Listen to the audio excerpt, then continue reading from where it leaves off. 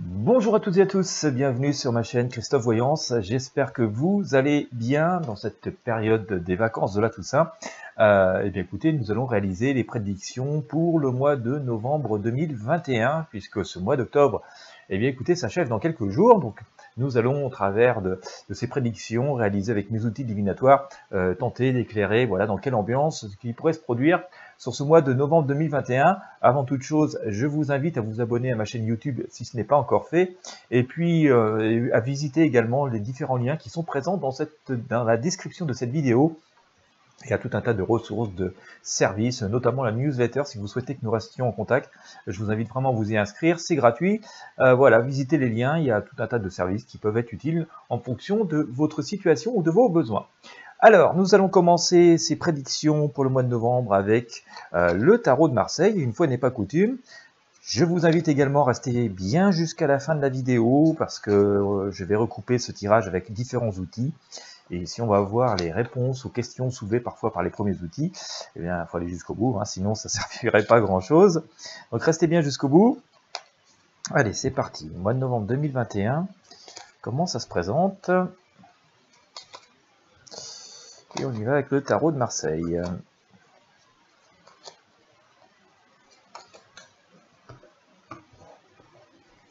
Allez.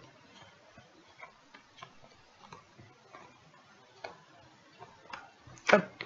Oh, eh bien dites, je pense que ouais, ça va être agité, semble-t-il. Bon, en tout cas, on l'apporte, on sent qu'il va y avoir un changement, hein, a priori, d'après ce que nous dit le tarot de Marseille. Je commence par la Maison Dieu. Hein. Voilà, ce mois de novembre, il est symbolisé par la Maison Dieu. Et donc, vous voyez tout cet état d'explosion. Donc, on peut s'attendre à de grands changements, des révélations, des choses vraiment très fortes et inattendues qui viendraient remettre en cause pas mal de concepts ou de choses établies. Voilà, en tout cas, on voit que c'est des choses qui sont très très fortes et assez imprévisibles. Alors, ça ne doit pas nous inquiéter plus que ça, hein, parce que on voit quand même que cette arcane, la maison Dieu, pardon, est recouverte par ici le mât, d'accord. Donc, on voit ce personnage qui, suite à cette explosion, on va dire, hein, voilà, cette foudre qui tombe sur ce mois, on voit ce personnage quand même se mettre en route assez gaiement, mais enfin on voit qu'il part de façon un peu minimale et en y laissant le fond de la culotte, hein, donc bon voilà, il va plutôt bien supporter les choses, mais finalement on va se retrouver assez dépouillé. Attention quand même, hein, parce qu'il y a cette petite idée que voilà, si certaines choses peuvent permettre de redonner une forme de liberté, en tout cas c'est ce que semble vouloir évoquer ce mât, hein, qui se met en marche. On voit bien qu'il met pas trop il regarde pas où il met les pieds. Donc, il y a une petite idée quand même qu'il faut faire quand même assez attention, hein, mais on voit bien qu'il y a des événements forts qui se passent, mais que bon, voilà, puisque ça libérerait sans doute certaines possibilités d'aborder ça avec beaucoup de prudence et beaucoup de circonspection et ne pas aller dans l'emballement.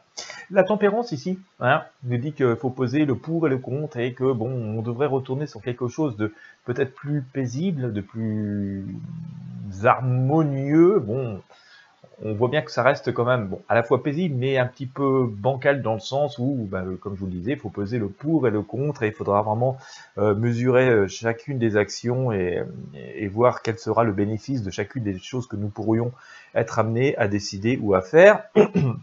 On voit quand même qu'il y a pas mal de choses qui vont s'estomper, qui doivent être amenées à s'estomper, dont on peut se débarrasser, c'est ce que nous dit l'étoile. Sans doute que ça va mettre un grand coup de pied dans la fourmilière et permettre de faire un peu de ménage, hein, si on en croit ce que nous dit cette étoile. Il semblerait donc aussi que ce soit le début d'une période qui, je pense, nous redonne un peu de possibilités. On voit je sens le battleur ici, hein, qui est symbole de l'activité, hein, donc et des choses qui deviennent possibles. Bon, en même temps, on voit qu'on est dans le possible, hein, l'activité, elle n'est pas encore tout à fait là. C'est un retour des possibilités des outils, on va dire, ils sont sur l'établi. Mais si on regarde notre battleur, bon, il regarde dans une nouvelle direction qui lui semble positive. Il balance une forme de passé par-dessus son épaule gauche, mais les outils s'en servent pas encore, d'accord. Donc on voit que les possibilités sont là, que des nouvelles choses s'offrent à nous, mais on n'est pas encore complètement dans l'action. Il semblerait aussi que le courant de ce mois comme ça nous ramène à une forme retrouvailles, d'harmonie, d'accord, hein, c'est ce que nous dit ici le soleil, mais je situerai ça quand même pas avant le milieu, la deuxième partie du mois, hein, la deuxième quinzaine du mois. Là aussi, hein, le pape nous dit prudence, prudence. On a une idée de convalescence hein, là-dedans. Moi, je trouve qu'on a une idée de convalescence dans ce tirage, c'est-à-dire une forme de résolution, bon, de choses très fortes hein, qui viennent comme ça, un peu inattendues, et puis qui viennent mettre un peu coupé dans la fourmilière. Il y a des nouvelles possibilités, mais on a l'impression qu'on est un petit peu convalescent dans cette histoire et que on avance et qu'on avance doucement et que bon voilà, c'est bien, on est content, ça va mieux, mais voilà, on fait encore attention et enfin, en tout cas c'est le conseil qui nous est donné par par les énergies de ce tarot de Marseille, hein, d'accord. On nous voit sur ce mois de novembre reprendre les choses en main, on va reprendre du poil de la bête, hein, comme dit le dicton.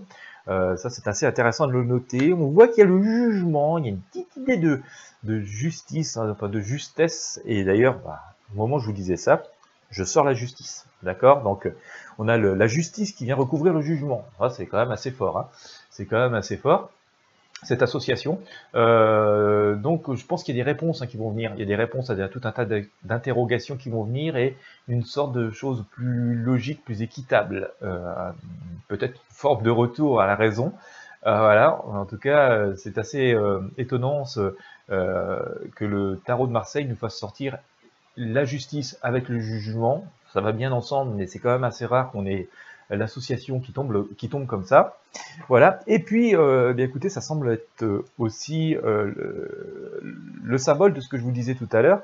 Nous avons le chariot, hein, donc on nous voit reprendre les rênes en main, mais comme je vous disais, c'est un petit peu confus. Hein, on a une idée de ce qu'on veut, hein, voilà, mais on a une direction, mais on le sort souvent, ça tire à droite, ça tire à gauche. Et cette marche, cette avancée est assez confuse, hein, donc comme je vous disais tout à l'heure, ça nécessite sans doute une forme de prudence et de réflexion avant de s'engager dans des situations ou dans des directions qui nous impliqueraient assez fortement ou assez lourdement. On voit bien qu'on reste quand même un peu perplexe, hein, il y a cette idée de pendu, hein, situation un petit peu inconfortable. J'employais tout à l'heure ce terme de convalescence, il me semble quand même assez adapté par rapport à ce que j'ai ici pour l'instant sur ce tarot de Marseille. Nous allons explorer un petit peu plus loin, restez bien, je vais prendre le tarot des druides et on va voir ce qu'il va nous dire par rapport aux messages hein, qui nous ont été donnés par le tarot de Marseille. Voilà. Alors, que nous dit le tarot des druides ? Bon, je pense que ça va aller un petit peu mieux, ça va ramener un peu de justesse hein, ce mois de novembre. D'après ce que nous dit le tarot de Marseille. Enfin, je parle d'une manière générale, hein, mais individuellement, ce serait compliqué comme ça avec juste un tirage général, mais d'une façon générale, on voit quand même qu'il y a un peu plus de justesse, mais de justesse qui vient suite à des événements qui viennent bouleverser pas mal la donne, hein, les cartes.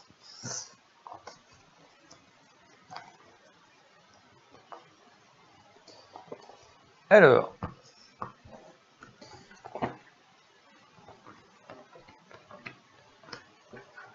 bien, eh bien écoutez, je vous sortais tout à l'heure, hein. Alors c'est intéressant parce que je sors souvent les mêmes cartes hein, avec ce tarot des druides, hein. Il y a quand même un message assez continu, mais ce message il vient aussi prolonger celui que j'avais avec le tarot de Marseille, puisque je sors la tour, hein. Et donc c'est l'équivalent de la maison Dieu, donc on voit bien, et on s'attend quand même à quelque chose de très très fort, hein, des actions, des événements forts qui viennent changer le cours des choses de façon inattendue, mais vraiment extrêmement puissante, hein, et ce sera, ce sera un petit peu hors de contrôle, et d'ailleurs on ne pourra pas dompter ces éléments naturels. On a ici la foudre, donc voilà, on peut pas faire grand chose, hein, elle fait son boulot. Mais cette tour vient recouvrir la lune, hein, donc on voit bien une situation où on est un peu coincé dans la mare, on peut pas trop bouger, on est un peu dans l'obscurité, hein, puisqu'on a cette lune qui n'est même pas une pleine lune, donc on voit à peine où on met les pieds. Donc l'association des deux fait quand même penser dans cette période un peu sombre, un peu compliquée, où on a peu de visibilité, il y a un grand coup de tonnerre qui vient s'abattre là-dessus et donc bouleverser donc la donne, hein, comme je vous le disais tout à l'heure. Ça ne doit pas outre mesure nous inquiéter, hein, d'après ce que nous dit le tarot des druides, puisque j'ai l'arcane de monde ici, qui nous dit que c'est sans doute tous ces événements qui, même s'ils peuvent paraître un peu inconfortables de prime abord qui ramèneront un peu d'harmonie, un peu de, voilà, de vie et de joie là-dedans. Il y a toujours cette idée de sacrifice, d'invocation, de volonté de manipuler des choses hein, qui est ici invoquée ici par cette grande prêtresse hein, qui est sur son autel, qui invoque des sacrifices. Ça ne semble plus avoir beaucoup de portée. Voilà, ça fait un bout de temps qu'on se traîne avec ce genre de personnage. Je pense que ça continue désespérément à invoquer, à vouloir faire des sacrifices ou des choses comme ça, mais que ça marche plus beaucoup parce que c'est quand même entouré de beaucoup d'arcanes, on voit bien avec beaucoup d'énergie, de beaucoup de lumière. Hein, ça, c'est des arcanes puissantes, hein, ça dégage une énergie, une lumière énorme hein, quand ça explose. Le monde, c'est quelque chose d'extrêmement lumineux. Et puis, bah, cette grande prêtresse, elle est coincée entre eux, en fait, entre le monde et notre gentil Férélite, ici, qui est aussi une personne très lumineuse. Voilà, hein, on voit bien, elle est dans son intérieur, dans son abondance, avec le soleil qui brille là, par la fenêtre et même l'arc-en-ciel qui est là, donc toutes les couleurs possibles, dans son chaudron qui est un peu un chaudron magique en or, hein, vous voyez, on voit aussi. Donc, coincé entre le monde et notre Férélite, hein, notre personne qui continue à vouloir faire des invocations et à vouloir peut-être semer voilà, la peur, la terreur, vouloir dominer, ben, elle semble un petit peu coincée comme ça, beaucoup amoindrie. Ce sera intéressant de surveiller ça dans ce mois de novembre, et je le ferai d'ailleurs en vous faisant des tirages réguliers. D'ailleurs, je vous dis ça, mais je suis aussi en train de sortir la dame par-dessus, hein, donc on voit bien que la lumière, l'abondance semble plutôt voilà, dominer hein, sur ces tentatives désespérées de vouloir faire des invocations pour obtenir des choses qui semble un peu maléfique, hein, parce que quand on regarde quand même de près cet arcane, on voit bien que ce personnage n'a rien de vraiment très sympathique, hein, d'accord. Et je voulais sortir, je crois que c'était sur le tirage de la semaine, mais c'est bien de voir des fois les tirages de la semaine, je le dis souvent, se prolongent un peu comme ça dans le temps, hein, et nous donnent voilà, le tirage de la semaine, c'est les petites graines qui sont semées, mais qui vont lancer une énergie qui va durer plus longtemps. Et bien, je vous ressors à nouveau ce grand prêtre. Hein, on voit bien, il y a une espèce de coup de tonnerre, de personne puissante qui vient s'imposer comme ça. Ça peut être une énergie, hein, pas seulement une personne, ça peut être aussi un groupe de personnes, ça peut être une énergie, ça peut être voilà, des idées. On voit bien qu'il y a quelque chose qui vient s'imposer de façon puissante, de façon assez autoritaire, avec une force, hein, quelqu'un qui a vraiment une forme d'assise, mais là dans l'abondance, hein, contrairement des fois à notre personnage qui trône là sur une espèce de trône tout en granit, là très froid. Là on en voit bien, c'est quelque chose, quelqu'un qui est dans l'abondance, hein, et qui dit ça suffit, et qui vient remettre un peu d'ordre, et qui va distribuer les trésors et les richesses qu'il a autour de lui. Donc c'est intéressant à noter. Moi je dirais que ça va bien quand même avec cette tour. Hein. On voit bien qu'il y a des choses qui sont amenées à bouger, à changer, que d'une certaine manière, le pouvoir de changer les choses a l'air de changer de main un petit peu. Hein. Donc voilà, il y a une espèce j'ai envie de dire, si vous jouez à la pétanque, vous avez voilà toutes les boules qui sont autour du cochonnet, puis là il y en a un qui vient jouer et qui lâche la boule et pouf, il ruine tous les espoirs de ceux qui pensaient gagner tellement ils étaient bien placés. Ça fait penser un peu comme ça à une partie de pétanque, hein, et on a vraiment l'impression que la donne qui semblait jouer d'avance, hein, où il y avait déjà ces boules qui étaient autour du cochonnet, on savait quasiment qui allait gagner. Ben voilà, le petit intrus qui arrive et qui lance sa boule, il vient bouleverser tout le jeu. Et celui qui gagne, et qui renverse tout. Hein. Et donc on a vraiment l'impression qu'il y a ce type d'énergie qui vient se tramer dedans. Ça va être intéressant de surveiller ce qui se passe au quotidien, et puis je vous ferai aussi des tirages par rapport à ça. Ne quittez pas, on va essayer encore d'avoir des petits éclaircissements avec Mademoiselle Lenormand. Je vais sortir quelques cartes, et on va voir ce que ça va nous donner. Alors, Mademoiselle Lenormand. On va sortir quelques symboliques et puis on va voir hein, ce que ça va nous expliquer. Alors, hop. On va faire des séries de 2. Parce que je le sens bien comme ça ce matin. Voilà, eh bien écoutez, je vous sors la haute tour et le mont. Hein, donc on voit bien qu'il y a des blocages, hein, mais on va dire du haut de la tour, on peut voir de loin, donc on peut voir des nouvelles choses et des nouvelles opportunités qui sont assis, mais bon, attention, hein, il y a quand même une idée de... On a sorti pas mal de tours, en fait, tout à l'heure. Hein, on avait la Maison Dieu, c'était une tour qui explosait, on a sorti cette tour, la tour sur le tarot des druides qui explosait. Bon, ici, elle n'explose pas, mais on a cette espèce de mont hein, qui bloque un petit peu les choses. Donc on sent quand même qu'il y a un édifice qui s'écroule. Hein. On a des édifices qui s'écroulent. Hein. Les édifices, c'est pas forcément que des bâtiments en dur, mais ça peut être aussi tout un tas d'idées, d'organisation, de pensée. Enfin, on voit que il y a quelque chose qui tourne autour de cela. C'est assez intéressant à noter. Il y a une lettre. Hein. Alors, on a une lettre et un jardin. Donc, la lettre pourrait annoncer, elle annonce des nouvelles, forcément. Elles peuvent être bonnes ou mauvaises, bien entendu. On voit que c'est un petit peu secret, cette lettre est cachetée, il y a quelque chose d'assez mystérieux dedans. Bon, l'intérêt, c'est qu'on a le jardin qui est à côté, qui signifie plutôt de l'abondance, hein, on a de l'eau et tout. Donc on peut s'attendre que ces nouvelles qui sont un peu mystérieuses et tout ça puissent nous ramener vers quelque chose de plus raisonnable. Il y a quand même une idée de secret, de mystère qui reste beaucoup ancrée, puisque je vous sors à nouveau la clé ici, vous voyez. Hein, avec cette lettre, on a une clé qui ouvre quoi? Qui ouvre un coffre-fort, qui ouvre la porte des mystères.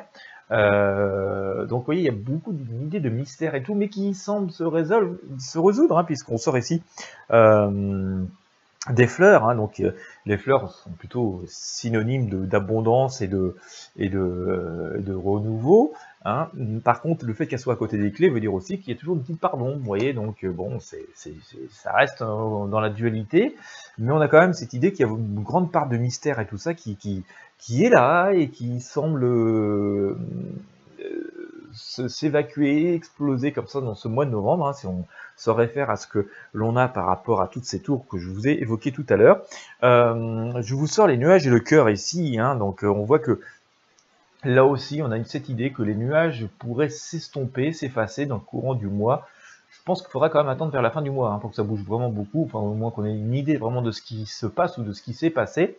Mais là aussi, hein, ça veut dire qu'avec ce cœur, on peut espérer avoir des choses meilleures, et ça vient conforter cette idée que nous avions dès le début de ce tirage avec le tarot de Marseille, hein, où on nous voyait avec ce battleur, hein, avec ce personnage qui a tous ses outils devant lui, qui regarde dans une autre direction, qui semble retourner une croix sur le passé, mais qui n'est pas encore complètement dans l'action. Ça va avec cette idée du mât, hein, ce personnage qui part avec son bâton, son petit sac, mais bon, qui a quand même laissé un peu le fond de la culotte, qui a des possibilités, mais presque un peu dépouillé de tout, et part de façon minimaliste, sans trop savoir où il met les pieds, donc avec cette notion de prudence. Ça va aussi avec ce chariot que nous avons tiré, on voit qu'on reprend les rênes, mais ça tire à droite, ça tire à gauche, c'est pas trop coordonné, parce que on ne sait plus trop comment on va, tellement ça a changé, tellement l'environnement ne nous est plus forcément aussi familier, et puis tellement parfois on a pu être chamboulé par ce qui vient de se produire ou ce qui peut être amené à se produire. Et il y a une grande part de mystère encore aujourd'hui, hein, on le voit bien avec notamment cette lettre ici, avec ces clés ici.